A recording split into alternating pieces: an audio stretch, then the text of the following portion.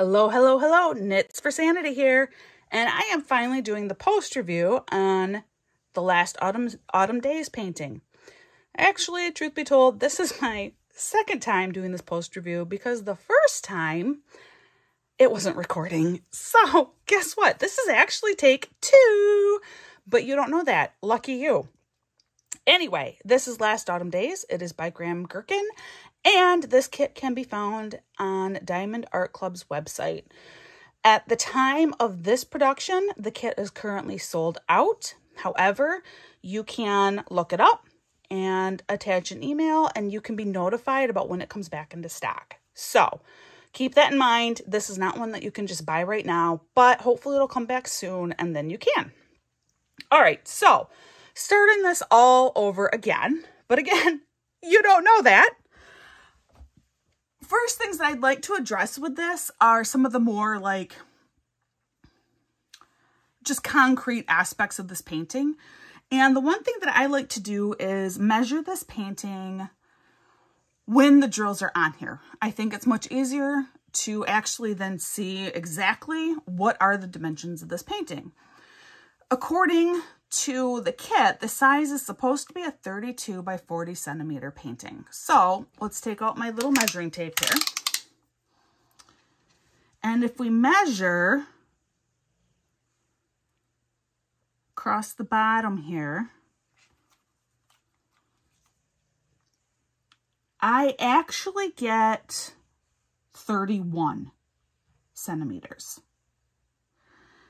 And that at this point seems to be pretty standard. What I have noticed is quite often in Diamond Art Club, the kits are about 1 centimeter smaller both ways.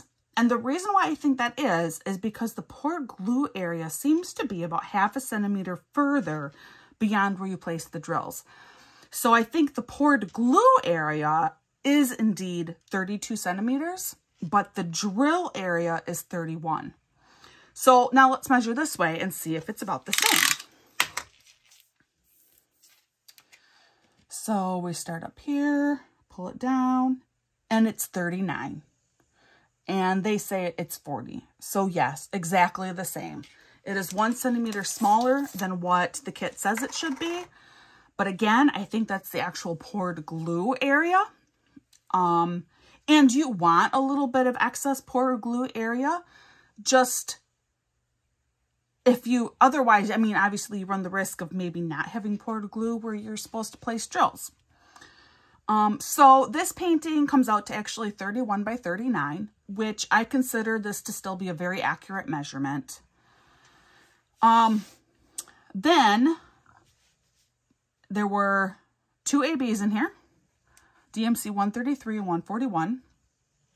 The rest were all normal drills. The history of this, if you have not been following along and watching my whipping chats and stuff, is I actually wanted to squeeze this painting in before doing my larger painting for Drills and Chills and Festival of Witches. I had never done a square drill painting before, and I saw this one and it was on sale on Diamond Art Club, and I went, hey, this is square and it's a small painting. Why don't I try and get this one in before I do my larger one for Drills and Chills and Festival of Witches?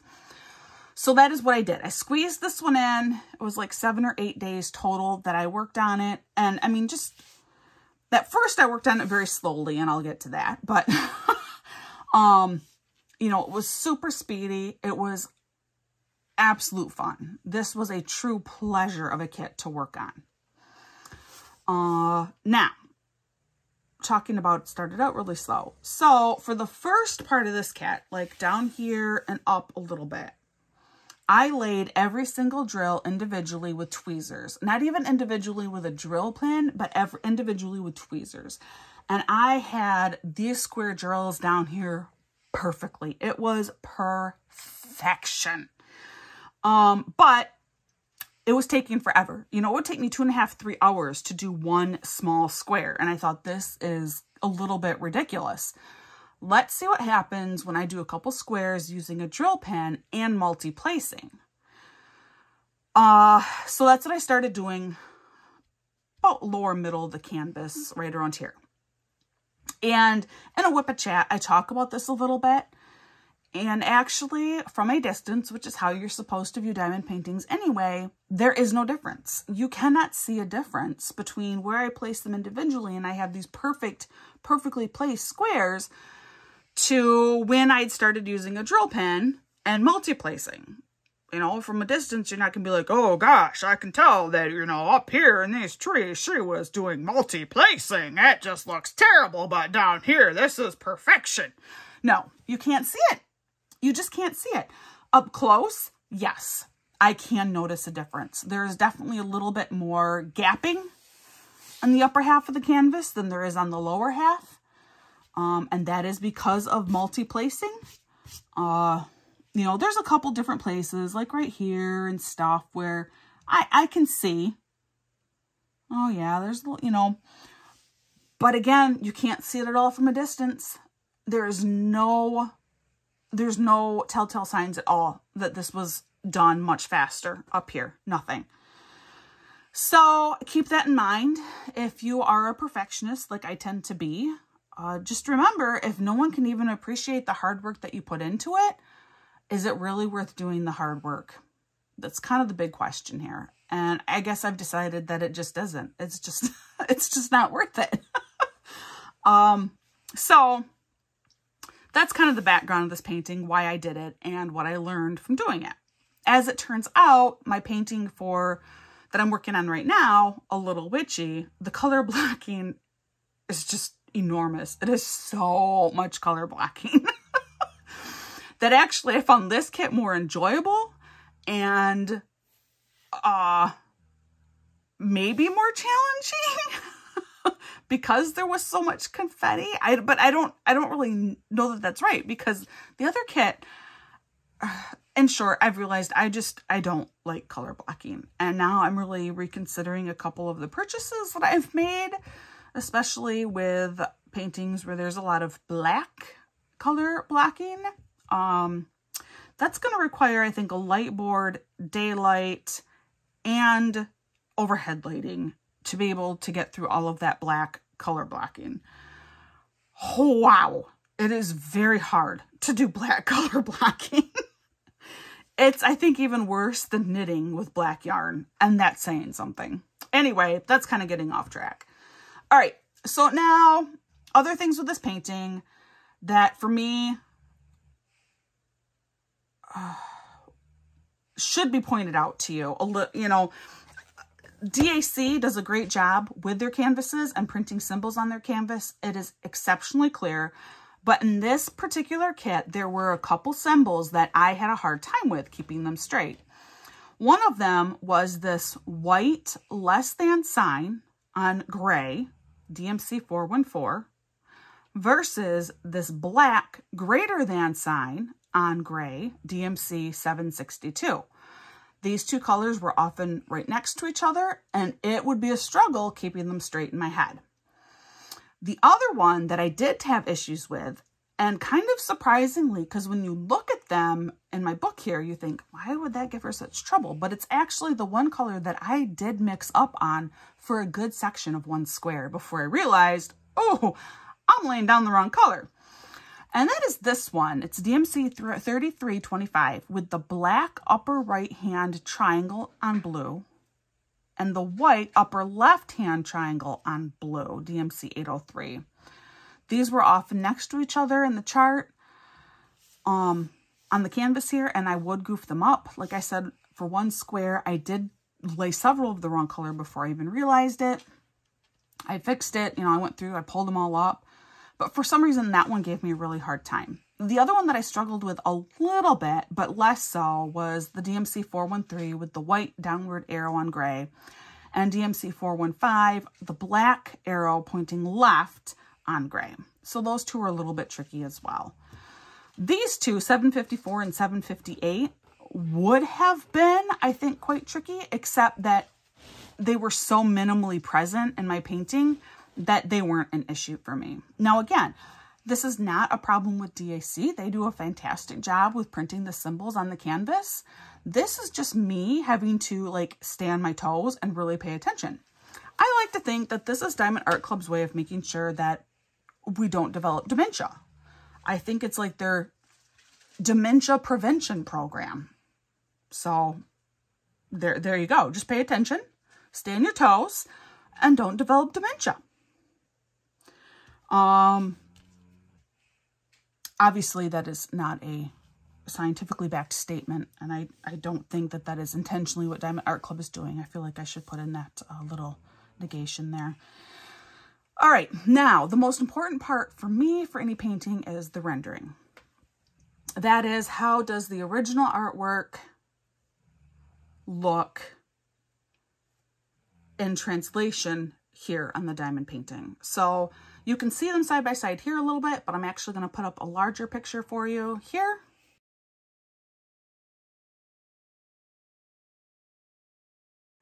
And now that you have seen the two of them side by side, you know, tell me what you think. Do you think they did a good job? Do you think the rendering's pretty good? I have to tell you, I am super impressed with the rendering. This is a small painting. It is a small confetti-ridden painting. And yet, when I look at this from appropriate viewing distance, there is no question what this is a picture of. It totally looks like Last Autumn Days. Now, some of the rendering decisions they made were surprising to me. When I was unboxing this kit and I was going through the drills, I was surprised to see so much blue, because I didn't remember there being that much blue in the original artwork. I remembered more grays.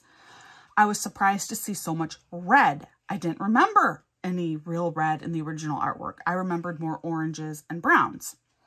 There is orange in here, but not much. It's mostly red. There is some black and gray in here, but it's mostly blue. And there is no brown at all. The closest you get is like a maroon color, which is a brown red. But I think that was done very, very intentionally, because otherwise, if they'd gone darker colors, this would have ended up looking more like, I think, a night scene, which would not be accurate. That is, you know, when you look at the original drawing, this is not a night scene. If anything, I'd say this is maybe like early morning, you know, like a dawn painting. And that would have been hard to translate using those darker colors. So the blue works. The blue also has kind of an eerie quality to it that works for this painting. I mean, you can totally disagree and, you know, let me know your thoughts on that. But I just thought the rendering was done really well. A couple of things that maybe were not done quite as well on initial inspection. One of them was up here, you have all of the white ABs, okay? And it does a fantastic job really making it clear that this is the light. It's shining through the trees. You even see the reflection with more ABs down here in the puddled water. Awesome, fantastic. But first glance of this, it really kind of looks like your light source is coming from this top corner, which would mean if your light source is coming from up here, then all of your shadows should be at an angle. But of course, that's not what this original painting looks like. These are straight on shadows. When you look at the painting though, it's a little more clear that the only reason why there's more light up here is because there's an opening in the forest up here. There's fewer trees, less foliage up here. So in the painting, you can see that easier, that no, this light is coming just directly from behind these trees and shining straight on.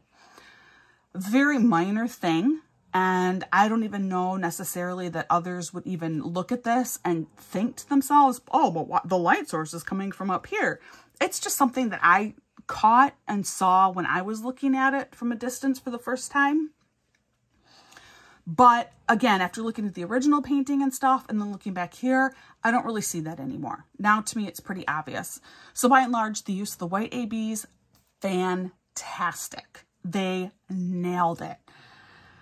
Where they didn't do such a great job is these 6 orange ABs right here. I don't know why they're there. I don't know what they're supposed to be doing. I don't know how they're supposed to be working within this painting to some advantage. It just looks like 6 shiny orange drills just sitting there. I don't understand it. These others, I get.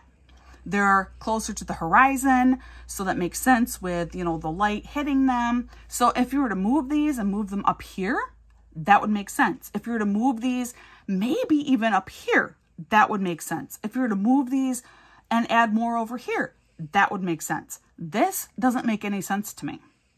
If you can see this from a different perspective, please share with me, because I would love to know a different viewpoint that would maybe help me understand this. Otherwise, I'm still looking at this and seriously considering popping these out and replacing them with one of the surrounding colors, because I don't understand this. I just don't.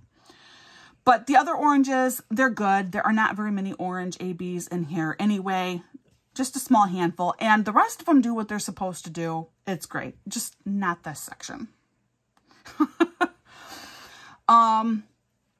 So I think that's really about it for this painting. I don't think there was anything else that I felt like I really had to share with you. And I don't think there's anything that I said in my first rendition of this video that I have left out in the second rendition of this video. But if there was, I'm really sorry. You're just going to have to miss out on it for the rest of your life, because I can't remember what it would have been. Anyway, again, it's called Last Autumn Days by Gercken. You can get it off from Diamond Art Club. It is currently sold out, but you can sign up to be notified when it's back in stock. I hope you're having a wonderful day, and I will definitely check in with you all later.